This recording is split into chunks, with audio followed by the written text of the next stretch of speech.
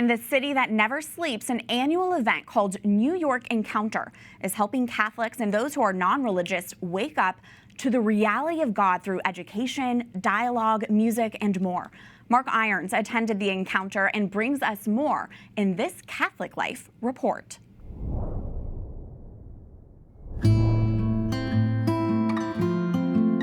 What does the world look like when you pay attention to it more closely? You could miss a lot unless you take the time to encounter what's happening around you. In the largest city in America, off a busy street in a nondescript building, it seems like people are just being people.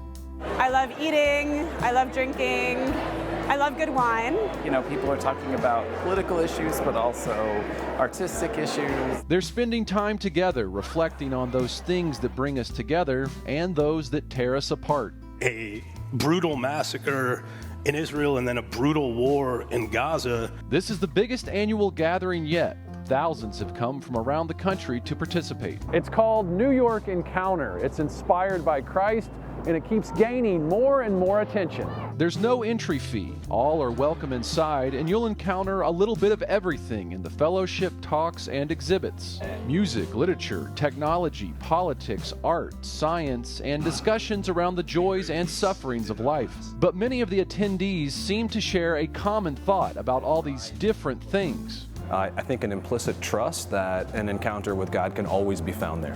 Father Patty Gilger is a professor of sociology at Loyola University Chicago.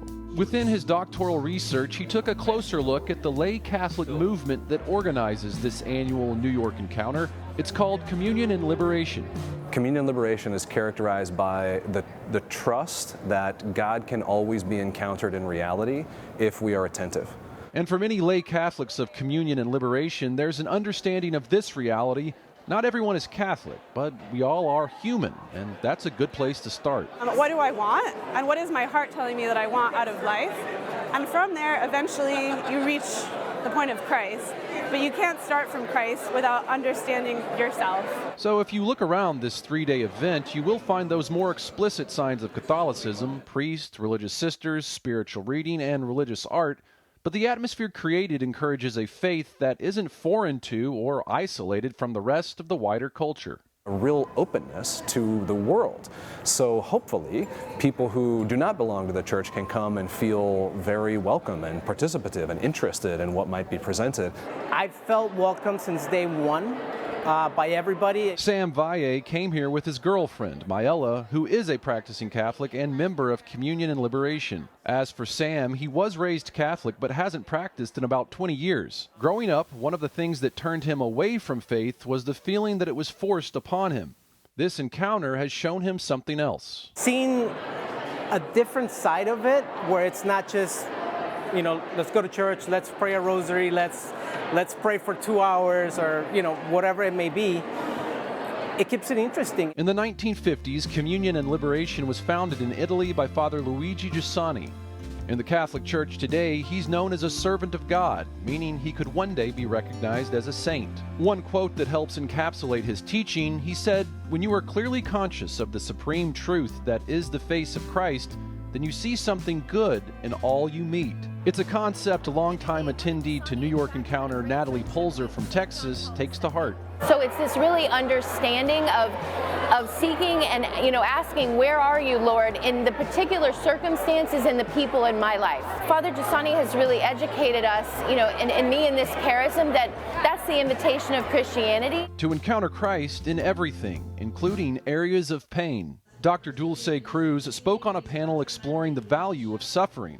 Sharing her personal experience as a geriatrician and palliative care doctor, she hopes people will pay more attention to euthanasia and assisted suicide and start to have conversations around it. More than talking about are you in favor or against, talk about life.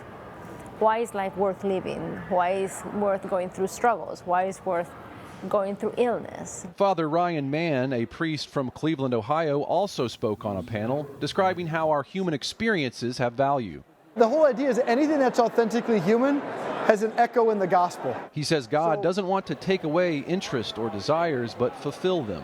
Whether it's science or film or politics or money or sexuality, anything authentically human has an echo in the gospel, meaning the gospel purifies it and fulfills it, showing us what is really good and true, and then shows us the way to live it in such a way that actually leads us to fulfillment. On Saturday night, the sounds of a singer-songwriter contest filled this auditorium. And the next morning, the same people celebrating a night of soulful music were worshiping together. Presiding at Sunday Mass, Cardinal Timothy Dolan of New York, alongside the Pope's ambassador to the U.S., Cardinal Christophe Pierre. And we caught up with Cardinal Sean O'Malley of Boston, who said this event helps form disciples of Christ. Discipleship is learned like a language by being part of a community that speaks that language. And here people are learning to speak that language of faith, that language of love. He wants to say something maybe. He's waving to the camera. And it's a language that parents are also passing on to their children. At New York Encounter, an effort was made to welcome young families like Andrew and Natasha Crema and their newly baptized son, Andres. Wherever we go, he goes. I think that he'll find something beautiful in it, hopefully the fact that Christ is the center of our lives, and that one day he also will make Christ the center of his life. When the founder of Communion and Liberation, Father Luigi Giussani, passed away in 2005, then Cardinal Joseph Ratzinger presided over the funeral mass. He said Giussani kept his heart fixed on Christ, and it was in this way that he understood that Christianity is not an intellectual system, a collection of dogmas or moralism. Christianity is instead an encounter, a love story. It is an event. Participants at this New York encounter say that understanding of Christianity becomes clear. What you see more. I mean, the goal, in a sense, like, because we know Christ, because we know God, like, we should be able to see the whole of reality. But if you aren't paying attention, you might miss it. Mark Irons, EWTN News In Depth.